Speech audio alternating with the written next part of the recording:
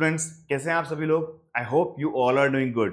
सो फिर से मैं एक बार विप्रकाश शर्मा आपका स्वागत करता हूं आपके अपने यूट्यूब चैनल कंसेप्ट वाला ऑफिशियल पर। कंसेप्ट वाला ऑफिशियल की जो हमारी 9th क्लास की जो लास्ट क्लास थी उसमें हमने अपना फर्स्ट चैप्टर स्टार्ट किया था, मैटर इन अवर सराउंडिंग्स। वो हमने पार्ट फर्स्ट के रूप में स्टडी किया था। और पार्ट फर्स्ट में हमने क्या क्या स्टडी किया था कि जो भी मैटर हम देखते हैं उसकी एक प्रॉपर डेफिनेशन क्या होगी और रियल लाइफ में उसका मीनिंग क्या होता है। इसके अलावा मैटर पार्टिकल से बनता है और उन पार्टिकल्स के अलग अलग करेक्टरिस्टिक्स क्या होते हैं, इसके बारे में स्टडी किया था। और साथ ही साथ मैटर जो है वो अपनी 3 तरह की स्टेट में हमें देखने को मिलता है, सॉलिड, लिक्विड और गैस। उनके बारे में हमने पार्ट फर्स्ट में बहुत अच्छे से स्टडी कर लिया था। अभी तक अगर आपने वो पार्ट नहीं देखा है तो इस वीडियो के डिस्क्रिप्शन में उसका लिंक प्रोवाइड किया हुआ है, यहां से जाकर आप एक बार उस लिंक से वो वीडियो देख लीजिए। उसके बाद जब आप ये वीडियो देखेंगे तो आपका स्टेप बाय स्टेप मैनर में ये चैप्टर बहुत अच्छे से कंप्लीट होगा। तो चलिए बात करते हैं आज की जो हमारी क्लास है उसका टॉपिक हमारा मेन पहले यही रहेगा, can matter change it's state. मतलब जो सॉलिड, लिक्विड, गैस तीनों की हमने बात की, ये तीनों क्या आपस में इंटरकन्वर्ट हो सकते हैं? सॉलिड से लिक्विड, लिक्विड से गैस, गैस से सॉलिड, क्या ऐसा कुछ हो सकता है? और अगर होता है तो उससे पार्टिकल्स पे क्या इफेक्ट पड़ता है? जो इंटरमोलिकुलर जो अट्रैक्शन के फोर्सेस हैं उन पे क्या इफेक्ट हमें देखने को मिलता है? और इनको कौन सी चीजें ऐसी हैं जो इनको गवर्न करती हैं? ये सारी चीजें आज हम बिल्कुल डिटेल में वन बाय वन करके स्टडी करेंगे। तो चलिए सबसे पहले स्टार्ट करते हैं। तो इस क्वेश्चन का कि भाई मैटर अपनी स्टेट चेंज कर सकता है या नहीं कर सकता, इसे समझने के लिए एक बहुत ही सिंपल सा और बहुत ही कॉमन एग्जांपल हम लेते हैं अपने आसपास से ही, वाटर का। वाटर आप जानते हैं, नॉर्मल कंडीशन में जब हम वाटर को देखते हैं तो वाटर अपनी लिक्विड स्टेट के अंदर होता है, पर जैसे ही हम वाटर को कूल डाउन करते हैं तो वो कन्वर्ट हो जाता है आइस के अंदर। अब भाई आइस क्या है, कौन सी स्टेट है? Solid state. और वाटर को, उसी वाटर को अगर हम कूल करने की बजाय अगर हम उसे हॉट करें, उसे हीट प्रोवाइड की जाए, तब क्या होगा? वो वाटर वेपर में कन्वर्ट हो जाता है। और वेपर क्या है? Gases state. दैट मीन्स हमारा जो आंसर है वो हमें यही मिल गया कि yes, matter can change it's state, क्योंकि वाटर जो है वो सॉलिड, लिक्विड, गैस तीनों स्टेट में हमें मिल रहा है और आप हमने चेंज होते हुए उसको देखा है। तो मतलब मैटर जो अपनी स्टेट चेंज कर सकता है। अब हमारा जो नेक्स्ट जो सोचने का ये है पॉइंट कि वो ये आता है कि भाई जब स्टेट चेंज करता है तो उससे पार्टिकल्स पे क्या इफेक्ट होंगे और उस स्टेट चेंज करने को कौन कौन सी चीजें गवर्न करती हैं, कौन कौन से फैक्टर्स ऐसे हैं। तो हम यहाँ पे 2 मेन फैक्टर्स की स्टडी करेंगे। नंबर 1 टेम्परेचर और नंबर 2 प्रेशर। कि भाई टेम्परेचर है वो स्टेट चेंज को कैसे इफेक्ट करता है और जो प्रेशर होता है वो स्टेट चेंज होने को कैसे इफेक्ट करता है। तो सबसे पहले हम स्टडी करते हैं effect of change in temperature. Temperature में जो चेंज है उससे क्या होता है? देखिए, टेम्परेचर में चेंज को स्टडी करने के लिए आपकी बुक के अंदर एक बहुत अच्छी एक्टिविटी दी हुई है। वो एक्टिविटी हम यहाँ डिटेल में स्टडी करते हैं। करना क्या है आपको, अपैरेटस किस तरीके से सेट करना है कि आपको सबसे पहले एक बीकर लेना है। इस बीकर के अंदर आप अप्रोक्सीमेटली 150 ग्राम ऑफ आइस लेंगे। उस आइस को आप इस तरीके से सेट करेंगे कि उसके नीचे हमें एक बर्नर सेट करना है और साथ ही साथ एक थर्मोमीटर आपको इस तरीके से लगाना है कि उसका जो बल्ब है वो आइस के अंदर रहे। ठीक है, इस तरीके से अपैरेटस सेट करने के बाद हम इसे बर्नर को ऑन कर देंगे और आइस को हीट प्रोवाइड करना स्टार्ट करेंगे। धीरे धीरे क्या होगा, देखिए आप ये देखेंगे कि जैसे जैसे टेम्परेचर बढ़ेगा तो ये जो आइस है धीरे धीरे वाटर में कन्वर्ट होगी।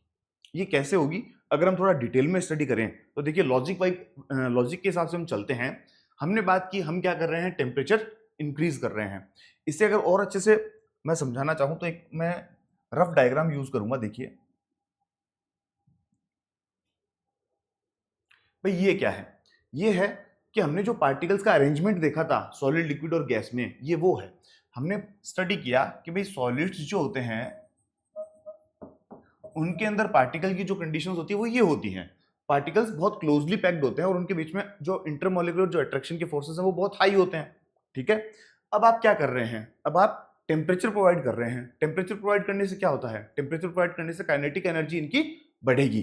काइनेटिक एनर्जी क्या थी? फर्स्ट पार्ट के अंदर हमने स्टडी किया था कि पार्टिकल्स जो होते हैं मैटर के वो हमेशा मूवमेंट शो करते हैं और वो मूवमेंट किसकी वजह से होती है? काइनेटिक एनर्जी की वजह से होती है। सॉलिड्स में ये काइनेटिक एनर्जी बहुत कम होती है। अब हम क्या कर रहे हैं, हम इनको हीट प्रोवाइड कर रहे हैं। हीट प्रोवाइड करने से क्या होगा? हीट प्रोवाइड करने से ये जो पार्टिकल्स हैं इनकी काइनेटिक एनर्जी बढ़ेगी। काइनेटिक एनर्जी बढ़ेगी तो इससे क्या होगा, ये पार्टिकल्स थोड़ा थोड़ा वाइब्रेट होना स्टार्ट करेंगे। जैसे जैसे ये हीट एनर्जी और बढ़ेगी तो पार्टिकल्स के पास में इतनी काइनेटिक एनर्जी आ जाती है कि इनके बीच में जो अट्रैक्शन के फोर्सेस हैं उससे ज्यादा काइनेटिक एनर्जी हो जाती है। तो पार्टिकल्स जो हैं वो अपनी ये जो फिक्स्ड पोजीशन है इसको छोड़ देते हैं और थोड़ा थोड़ा फ्लो करना स्टार्ट कर देते हैं। तो वहां पे क्या हुआ, वहां पे ये जो सॉलिड है वो धीरे धीरे अपने लिक्विड स्टेट में कन्वर्ट होना स्टार्ट हो गया। और यहां जिस टेम्परेचर पे ये होना स्टार्ट होता है उस टेम्परेचर को हम नाम देते हैं मेल्टिंग पॉइंट। उसे नाम देते हैं मेल्टिंग पॉइंट। क्योंकि ये जो प्रोसेस है, क्या सॉलिड से लिक्विड बनने वाली जो प्रोसेस है उसे हम या तो मेल्टिंग बोलते हैं या बोलते हैं फ्यूजन। ठीक है, conversion of solid state into liquid state is known as fusion. ये फ्यूजन की प्रोसेस है और इसमें मेल्टिंग हो रहा है, इसलिए जिस टेम्परेचर पे ये होगा वो होगा मेल्टिंग पॉइंट। तो मेल्टिंग पॉइंट को अगर हम प्रॉपर्ली डिफाइन करना चाहें तो देखिए क्या होगा। मेल्टिंग पॉइंट का यहां मैंने दे रखा है, यहां क्या है, आपको सारे नोट्स वगैरह भी प्रोवाइड किए हुए हैं, जो इंपॉर्टेंट डेफिनेशंस वगैरह हैं वो आप यहां से नोट कर सकते हैं। वो पॉइंट्स जो आपको रिमेंबर करने में, चैप्टर रिमेंबर रखने में हेल्पफुल रहेंगे, वो भी यहाँ मैंने सारे एक तरह से समराइज कर रखे हैं। आप इनको यहाँ से इनका स्क्रीनशॉट लेकर या डायरेक्ट आप नोट करना चाहें तो किसी भी तरीके से आप इनको नोट कर सकते हैं, ये आपके लिए बहुत हेल्पफुल रहेंगे। चलिए अब हम बात करते हैं, देखिए मेल्टिंग पॉइंट की प्रॉपर डेफिनेशन क्या है। The minimum temperature at which a solid melts to become a liquid at atmospheric pressure is called its melting point। ठीक है, वो मिनिमम टेम्परेचर जिस पे कोई सॉलिड मेल्ट होता है अपनी लिक्विड स्टेट में कन्वर्ट होने के लिए, तो उस एटमॉस्फेरिक प्रेशर पे होना चाहिए ये, तब उसे हम बोलते हैं मेल्टिंग पॉइंट। एक बार वापस से डेफिनेशन देखिए, the minimum temperature at which a solid melts to become a liquid at atmospheric pressure is called its melting point. अब आइस के मेल्टिंग पॉइंट की बात करें, आइस का मेल्टिंग पॉइंट होता है 0 डिग्री सेल्सियस, और अगर इसे केल्विन में बात करें तो ये होता है 273.15 केल्विन। एग्जैक्टली बात करें 273.15 केल्विन, पर 0.15 हम कैलकुलेशंस वगैरह में इजी रहे उसके लिए हम इसको राउंड ऑफ कर देते हैं और 273 राउंड फिगर में हम लेते हैं कि 273 मेल्टिंग पॉइंट है आइस का। ठीक है, और फ्यूजन का मैंने आपको बता ही दिया था, ये देखो डेफिनेशन भी मैंने यहां दी है। The process of melting, that means change of solid state into liquid state, is known as fusion. तो ये है हमारा मेल्टिंग पॉइंट। अब देखिए मेल्टिंग पॉइंट स्टडी करने के बाद एक बहुत ही इंपॉर्टेंट और इंटरेस्टिंग कंसेप्ट हम यहाँ स्टडी करने वाले हैं, उसके बारे में बात करें तो एक बार वापस थोड़ा सा एक्सपेरिमेंट की स्टार्टिंग में चलते हैं कि आपने क्या किया। सबसे पहले आपने आइस ली थी और आइस के अंदर आपने थर्मोमीटर फिक्स कर दिया। थर्मोमीटर में मान लीजिए टेम्परेचर आया उस टाइम -7 डिग्री सेल्सियस। ये टेम्परेचर कम था, आइस का टेम्परेचर कम था, इसलिए -7 डिग्री सेल्सियस टेम्परेचर आया। अब आप क्या कर रहे हैं, नीचे बर्नर से उसे हीट प्रोवाइड कर रहे हैं। हीट प्रोवाइड करने से क्या होगा, टेम्परेचर बढ़ेगा। हम थर्मोमीटर में नोट करते हैं तो टेम्परेचर मान लीजिए -7 से गया -5, फिर -3, -2, -1, इस तरीके से टेम्परेचर बढ़ेगा और आया टेम्परेचर 0 डिग्री सेल्सियस के ऊपर। 0 डिग्री सेल्सियस पे क्या होगा कि आइस धीरे धीरे वाटर में मेल्ट होनी स्टार्ट हो जाएगी, बिकॉज ये मेल्टिंग पॉइंट है। हमने अभी स्टडी किया था कि आइस का मेल्टिंग पॉइंट 0 डिग्री सेल्सियस होता है। तो 0 डिग्री सेल्सियस पे क्या होगा कि ये आइस धीरे धीरे वाटर के अंदर मेल्ट होनी स्टार्ट हो जाएगी। अब यहाँ पे एक थोड़ा सा इंटरेस्टिंग चीज ये देखने को मिलती है कि आप अभी भी इसे हीट प्रोवाइड कर रहे हैं, लेकिन थर्मोमीटर के अंदर जो टेम्परेचर है वो अब बढ़ना बंद हो जाएगा। 0 डिग्री पे आके ये रुक जाता है। ठीक है, कब तक रुका रहेगा, जब तक कि पूरा का पूरा जो आइस है वो पूरा वाटर के अंदर कन्वर्ट नहीं हो जाता। अब देखिए आप हीट प्रोवाइड कर रहे हैं, पर वो हीट कहां जा रही है, टेम्परेचर तो बढ़ नहीं रहा। वो हीट एक्चुअली जो ये पार्टिकल्स हैं आइस के, उन पार्टिकल्स को जो अट्रैक्शन के फोर्सेस हैं उनको तोड़ने में हेल्प कर रही है। ठीक है, वो उन पार्टिकल्स के अंदर हिडन हो जाती है। हिडन हो जाती है, हिडन को हम लेटेंट भी बोलते हैं। तो यहाँ पे ये वाली जो हीट है, इस हीट को हम बोलते हैं लेटेंट हीट। लेटेंट हीट कौन सी हीट होगी भाई, कि जो हीट आप प्रोवाइड तो कर रहे हैं, वहां है वो हीट, पर वो आपको शो नहीं हो रही, वो छिपी हुई है, इसलिए उसे हिडन या लेटेंट हीट कहा जाता है। और ये प्रोसेस कौन सी है, फ्यूजन की, इसलिए इसका नाम है लेटेंट हीट ऑफ फ्यूजन। ठीक है, अब इसको अगर प्रॉपरली डिफाइन करना चाहें तो उसकी डेफिनेशन होगी, देखिए the amount of heat energy required to change 1 kilogram of solid into liquid at its melting point is known as latent heat of fusion।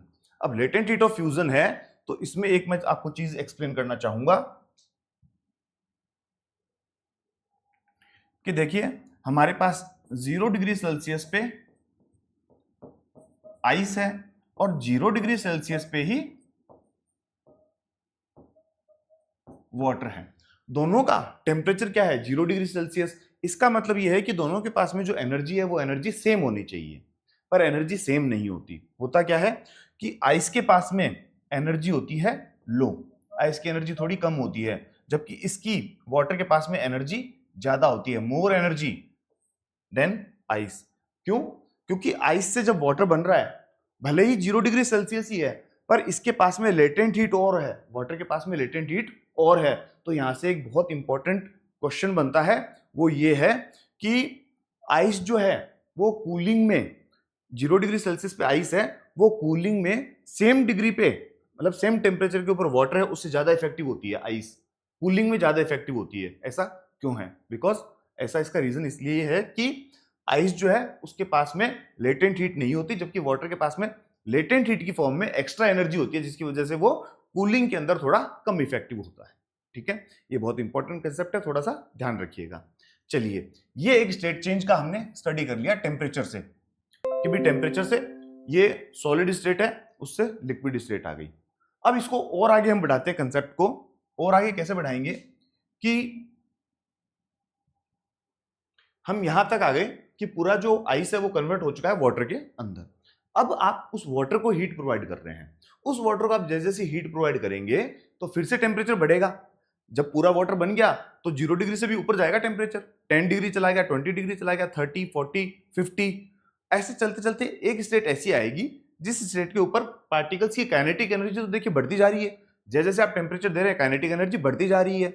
एक स्टेट ऐसी आती है जहां पे काइनेटिक एनर्जी इतनी हाई हो जाती है कि पार्टिकल्स, जो अट्रैक्शन का फोर्स है वो बिल्कुल ही खत्म हो जाता है, और पार्टिकल्स जो है वो एटमॉस्फेयर के अंदर फ्री होने स्टार्ट हो जाते हैं। जो अट्रैक्शन का फोर्स है वो बिल्कुल नेग्लिजिबल हो जाता है, पार्टिकल्स धीरे धीरे एटमॉस्फेयर में फ्री होने स्टार्ट हो जाते हैं। दैट मीन्स यहाँ पे ये जो स्टेट है आपकी लिक्विड स्टेट, वो कन्वर्ट होनी स्टार्ट हो गई किसमें?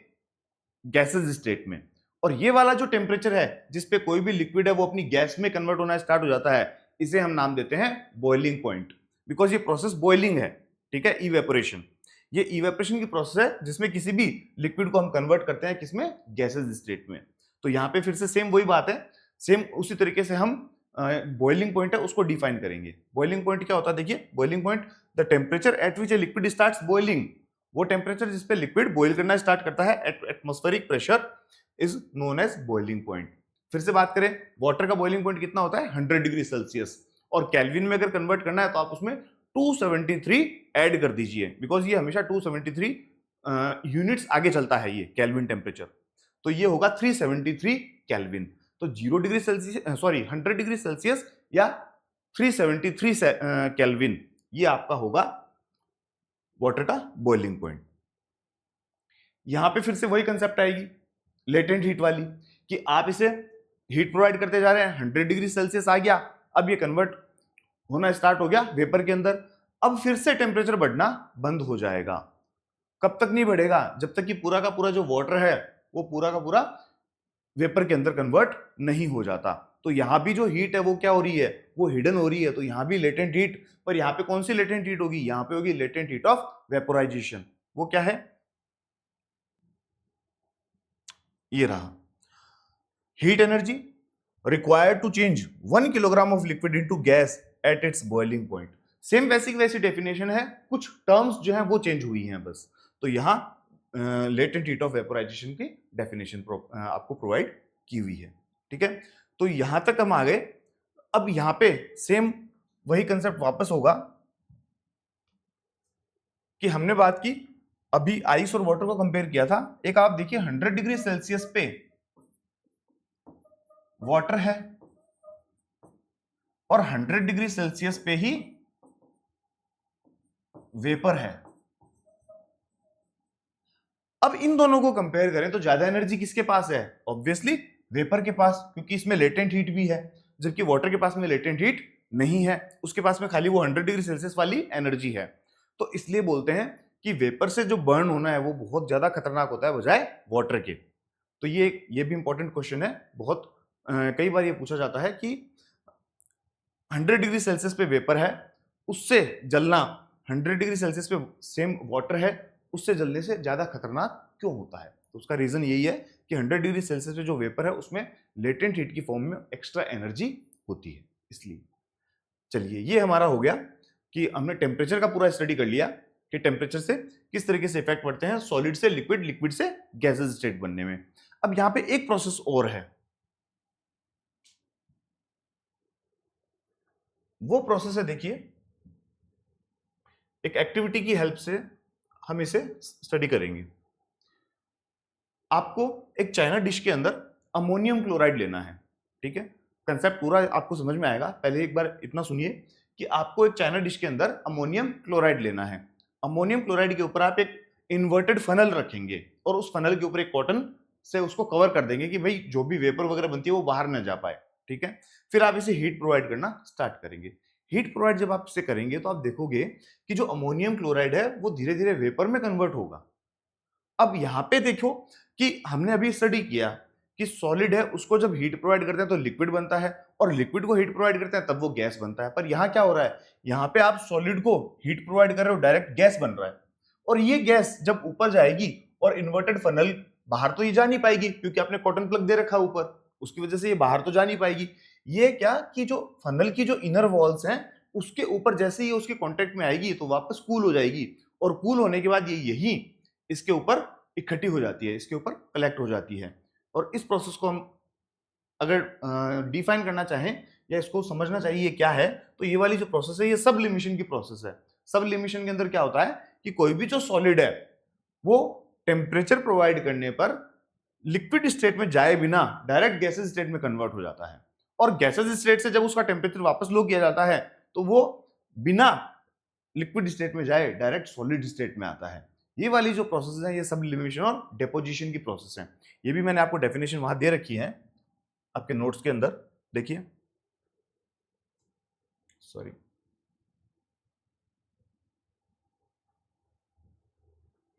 ये सब्लिमेशन एंड डेपोजिशन। तो sublimation, a change of state directly from solid to gas without passing through the liquid state. अब ये कौन कौन शो करता है, एग्जांपल कैम्फर है, अमोनियम क्लोराइड है, ये वाली शो करते हैं एक्टिविटी।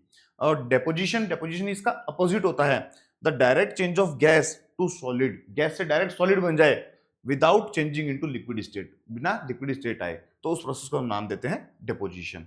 तो ये हमारा सारा टेम्परेचर जो भी इफेक्ट डाल सकता है स्टेट चेंज के ऊपर वो हमने पूरा स्टडी कर लिया है। अब हमारा आता है सेकंड पॉइंट। सेकंड पॉइंट है हमारा चेंज में जो इफेक्ट होता है किसका, प्रेशर का।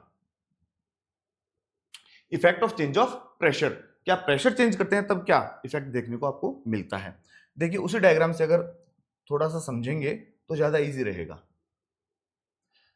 देखिए ये पार्टिकल्स हैं, इनकी काइनेटिक एनर्जी हाई है और ये पार्टिकल्स दूर दूर हैं क्योंकि ये गैस के पार्टिकल्स हैं। अब आप इनको मान लीजिए, इनको प्रेशराइज करते हैं, कंप्रेस करते हैं, इनके ऊपर प्रेशर अप्लाई करते हैं, तो क्या होगा, ये पार्टिकल्स थोड़े थोड़े पास आएंगे। थोड़े थोड़े जब ये पास आएंगे तो इनकी स्टेट कौन सी आने की, ये वाली स्टेट आने की जो पॉसिबिलिटी है वो काफी हाई हो जाएगी। दैट मीन्स कि गैसेस के पार्टिकल्स को अगर पास लाया जाए तो वो लिक्विड वाली स्टेट में कन्वर्ट हो सकते हैं, ठीक है। और लिक्विड में ये कन्वर्ट किया जाता है पर उसके लिए हमें एक फैक्टर और अप्लाई करना पड़ता है, हमें दोनों मिलके अप्लाई करने पड़ते हैं, तब जाके जो गैसेस हैं उनको लिक्विड स्टेट में कन्वर्ट किया जाता है। और वो क्या है कि नंबर 1 हम काम में लेते हैं प्रेशर। तो सबसे पहले तो आपको क्या करना है, प्रेशर अप्लाई करना है। प्रेशर आप हाई कर दीजिए तो पार्टिकल्स पास पास आ जाएंगे, ठीक है। नंबर 2 टेम्परेचर, टेम्परेचर आप कर दीजिए लो। टेम्परेचर लो करने से क्या होगा, टेम्परेचर लो करने से काइनेटिक एनर्जी इनकी कम हो जाएगी।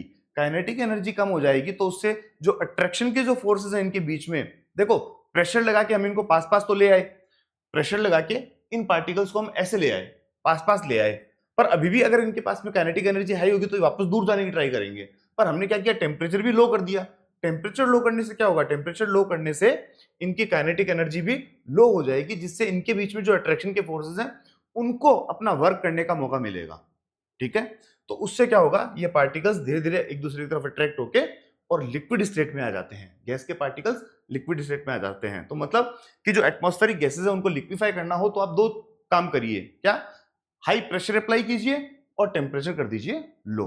तो ये सारा मैंने आपको उस पीपीटी स्लाइड के अंदर मैंने आपको प्रोवाइड कर रखा है। How pressure changes state, pressure का इफेक्ट जो होता है वो यहां पे दिया हुआ है। इंक्रीज्ड प्रेशर, इंक्रीज्ड प्रेशर मैंने आपको बताया था, प्रेशर हाई अप्लाई करेंगे तो उससे पार्टिकल्स क्लोज आ जाएंगे, और डिक्रीज टेम्परेचर उससे काइनेटिक एनर्जी लो हो जाएगी और जो अट्रैक्शन के फोर्सेस है वो अपना वर्क कर पाएंगे। और कंबाइंड इफेक्ट, इनका कंबाइंड इफेक्ट क्या होता है कि applying both high pressure and low temperature together is the most effective method to liquefy gases. Gases को लिक्विफाई करने के लिए सबसे इंपॉर्टेंट मेथड यही है कि आप हाई प्रेशर अप्लाई कीजिए और लो टेम्परेचर अप्लाई कीजिए। और ये लिक्विफाइड जो गैसेस है इनका सबसे अच्छा एग्जांपल है एलपीजी, जिसका नाम ही है लिक्विफाइड पेट्रोलियम गैस। किचन के अंदर काम में लेते हैं। सिलेंडर कई बार जब हाफ खत्म हो जाता है और उसे हमें शिफ्ट करना पड़े तो हमें बहुत बार फील होता है कि यार उसके अंदर ऐसे लगता है जैसे पानी भरा हुआ है वो हिल रहा हो, तो वो पानी नहीं है, वो क्या है, वो गैस है, पर वो लिक्विड स्टेट में है। ठीक है, लिक्विड वो हुई कैसे, इसी तरीके से हाई प्रेशर और लो टेम्परेचर अप्लाई करके। ठीक इसी तरीके से सीएनजी है, कंप्रेस्ड नेचुरल गैस, वो व्हीकल्स वगैरह के अंदर काम में आती है। ऑक्सीजन है, उसको हम सिलेंडर्स वगैरह के अंदर फिल करते हैं। तो ये सारे उसमें हम ऐसा इसलिए करते हैं कि कम वॉल्यूम के अंदर बहुत हाई क्वांटिटी में हम गैस को इकट्ठा कर सकें, इसलिए उनको लिक्विफाई किया जाता है। यहां पे एक इंपॉर्टेंट कंसेप्ट और आप देखिए, ड्राई आइस की अगर हम बात करें, ड्राई आइस क्या होती है, कार्बन डाइऑक्साइड जो गैस है उसके ऊपर जब हम हाई प्रेशर अप्लाई करते हैं और लो टेम्परेचर करते हैं तो वो अब लिक्विड स्टेट में नहीं जाती, वो डायरेक्ट सॉलिड बन जाती है, और उस सॉलिड कार्बन डाइऑक्साइड को हम नाम देते हैं ड्राई आइस। बहुत इंपॉर्टेंट कंसेप्ट है, सिर्फ इस क्लास के लिए नहीं, अगर आप आगे जो हायर कॉम्पिटिटिव जो एग्जाम्स देंगे उनमें भी ये क्वेश्चन बहुत बार पूछा जाता है कि ड्राई आइस क्या है। ठीक है, तो सॉलिड कार्बन डाइऑक्साइड को बोलते हैं, और इसमें भी वही है, सेम है, हाई प्रेशर पे इसको स्टोर करके रखना होता है। अगर आपने प्रेशर इसका थोड़ा भी लो होने दिया, मतलब आपने प्रेशर को डिक्रीज होने दिया 1 एटमॉस्फेयर तक, तो ये डायरेक्टली अपनी गैस स्टेट में कन्वर्ट हो जाएगी, सॉलिड से डायरेक्ट गैस स्टेट में। सेम वैसा ही सबलिमेशन जैसा प्रोसेस है, तो इसलिए कार्बन डाइऑक्साइड को ड्राई आइस भी कहा जाता है। ठीक है, तो ये इफेक्ट हुआ किसका, प्रेशर का। यस, तो देखिए हम ये दोनों चीजें स्टडी कर चुके हैं कि जब हम स्टेट चेंज करते हैं तो उसमें टेम्परेचर का क्या रोल रहता है और प्रेशर का क्या रोल रहता है, ये पूरी चीज हम डिटेल में स्टडी कर चुके हैं। और इसी के साथ हमारा जो ये टॉपिक है कि मैटर अपनी स्टेट किस तरीके से चेंज करता है और उसमें पार्टिकल्स में क्या क्या इफेक्ट हमें देखने को मिलते हैं, वो सारा एक हम कंप्लीट कर चुके हैं। आज का हमारा चैप्टर हम यहीं तक रखेंगे। उसमें इसको हम अगर हम समराइज करना चाहें तो देखिए ये डायग्राम आपकी बहुत हेल्प करेगा। इस डायग्राम में देखिए क्या बताया हुआ है, 3 स्टेट्स ऑफ मैटर, इसमें तीनों स्टेट बताई हुई हैं, सॉलिड, लिक्विड एंड गैस। अब सॉलिड से मान लीजिए लिक्विड गैस, लिक्विड जो स्टेट है उसके अंदर कन्वर्जन हो रहा है, तो इस प्रोसेस को हम नाम देंगे फ्यूजन। और अगर लिक्विड से वापस सॉलिड बन रहा है तो वो होगा फ्रीजिंग। लाइक हम वाटर को फ्रीज करते हैं तो वो आइस बन जाता है। ठीक है, वहीं लिक्विड से अगर गैस स्टेट बन रही है तो वो होगा वेपोराइजेशन, और गैस से वापस लिक्विड स्टेट आ रहा है ठंडा होके तो वो होगा कंडेंसेशन। जो ये वेपोराइजेशन और कंडेंसेशन है ये हमने छोटी क्लासेस के अंदर क्लाउड्स का फॉर्मेशन खूब पढ़ा है, उसके अंदर अच्छे से पढ़ चुके हैं हम पहले भी। अब गैस स्टेट है और सॉलिड, इनका आपस में अगर हम कन्वर्जन देखें तो सॉलिड से गैस बनता है डायरेक्ट बिना लिक्विड स्टेट में, तो वो होगा सब्लिमेशन, और गैस से वापस ये सॉलिड बन जाता है वो भी बिना लिक्विड स्टेट में आए तो वो होगा डिपोजिशन। तो ये सारी चीजें, ये टर्मिनोलॉजी है, तो सारी आपको मैंने बता दी है। यहां से भी आप हेल्प ले सकते हैं, जो चीज आपको नोट करनी है आप नोट कर लीजिए। और आज का चैप्टर हम यहीं तक रखेंगे। अगर आपको ये पढ़ाया हुआ समझ में आया है, अच्छी लगी है क्लास, तो प्लीज इस वीडियो को लाइक कर दीजिए, साथ ही साथ चैनल को सब्सक्राइब जरूर करके रखिए, क्योंकि इस चैनल के ऊपर कंटिन्यूसली आपको ऐसे वीडियोस देखने को मिलेंगे और कोर्स पूरा इसी तरीके से करवाया जाएगा, नोट्स प्रोवाइड किए जाएंगे और साथ ही साथ टॉपिक बाय टॉपिक एक्सप्लेन भी किया जाएगा। एक आपके जो भी फ्रेंड्स हैं, कोई रिलेटिव्स हैं जो सेम क्लास के अंदर स्टडी करते हैं, तो उनसे भी ये चैनल आप शेयर जरूर कीजिएगा। ठीक है, फिर से हम मिलते हैं आपसे इस चैप्टर के नेक्स्ट पार्ट के अंदर, जहां ये चैप्टर हम कंप्लीट कर लेंगे। तब तक के लिए goodbye, have a nice day, Jai Hind, जय भारत।